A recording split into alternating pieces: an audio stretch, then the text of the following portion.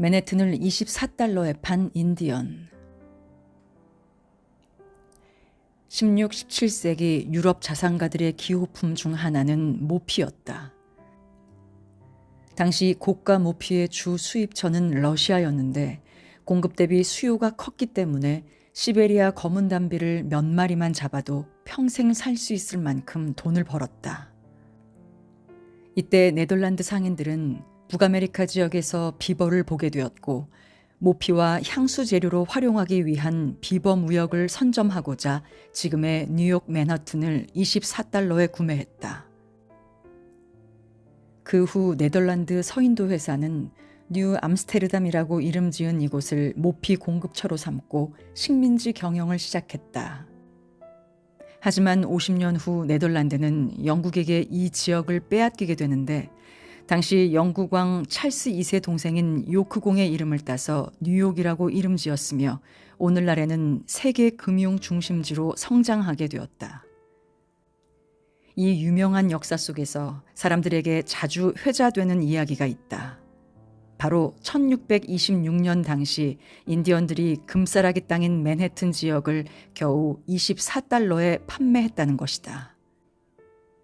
많은 사람들은 그 옛날 인디언들이 땅의 가치를 몰라서 일어난 바보짓이라고 이야기하기도 하지만 사실 그들이 받은 돈을 어떻게 투자하는지에 따라 더 큰 수익을 창출할 수 있었다는 재미있는 의견도 있다.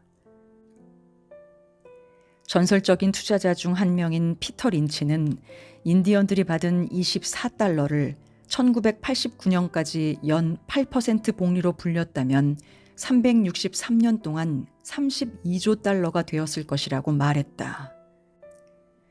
우리나라 돈으로는 약 3.4경원 정도로 당시 맨해튼 전체 땅값이 600달러에도 미치지 못했으니 530개의 맨해튼을 사고도 남을 엄청난 돈이었다.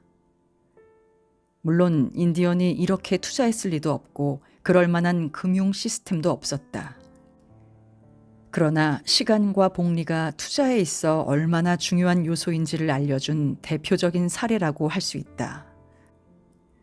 복리는 원금의 이자가 붙어 새로운 투자 원금이 됨으로써 자본 규모를 키워가는 방법으로 아인슈타인이 세계 8대 불가사의 중 하나로 언급했을 정도로 매우 효과적인 투자 방법이다.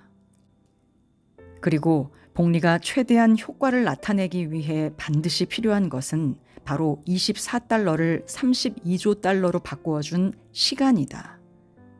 결과적으로 복리를 제대로 활용할 수 있었다면 인디언의 선택도 나쁘지 않았다고 생각할 수도 있는 것이다.